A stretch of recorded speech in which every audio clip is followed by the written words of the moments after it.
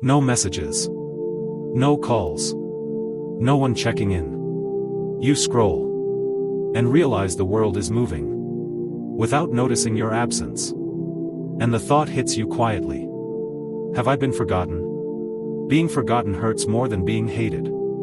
At least hatred proves you were noticed. But silence?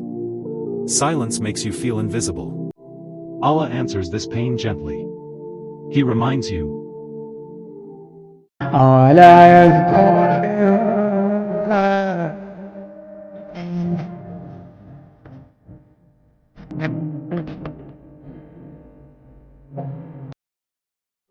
Does man not remember that we created him before, when he was nothing? Before people ignored you. Before your name meant anything.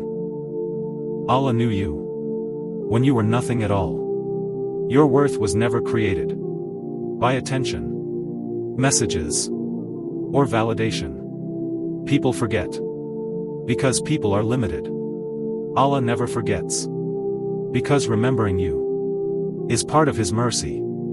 Even when no one says your name. Allah calls you His servant. And that is enough. Comment, Ya Allah, remember me. Save this for moments of loneliness. Follow for Quranic reminders for unseen hearts.